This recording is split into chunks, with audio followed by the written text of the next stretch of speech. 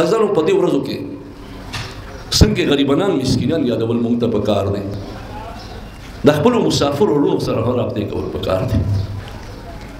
مسافر ورونه مو وي موږ ته سترګې وي هغه غریبانان د خوشاله ور خپل بچي خپل یاران دوستان په زړه کوي او په هغه مسافرۍ کې دوی د خوشاله په ځای باندې اوخ کې دوی وي مونږ ته خپل بال بچته دولت ورګړي مونږ ایشته د هغه مهنت مزدوري باندې ګټل دولت باندې کوو خو په دې ورځې مو دای نه وي پدرو دوی ته دعاګانې کوي چې الله تبارک وتعالى هر دوی ته خوشاله نصیب کړي او دا غوونه د دوی الله پاک په خوشاله بدل کړي د مسافرو د پرېول نو خوشخبری مونږ ته استاد خو درې و امام اهل سنت مولانا محمد سرفراز خان صفدر رحمت الله علیه فرمایي چې کوم سړی الله په لارې کې ځي او ته کوم ثواب ملاويږي هغه سړی ته هم داسې ثواب ملاويږي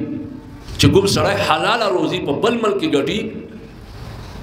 او د المانزه او د روزي خیال ساتي چې د المانزه او د روزي خیال ساتي حلال روزي ګټي د داسې ثواب په دې ملک پردي ملک کې ملاويږي لکه دا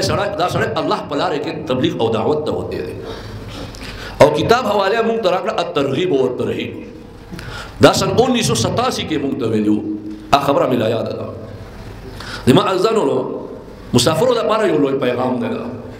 چې هغه په دې باندې خوشاله شي الحمدلله روزه مو ونیولې موږ هم کوو ورسره دولت ګټو بیا موږ ته ثواب ملاويږي دا د ما ازانو بعضی ملګری زموږ په قید کې پراته وي او بے ګناه پراته وي سونه تکلیفونه په دوی باندې تیریږي غمونه تیریږي هغه هم دعا کې ماهر راوي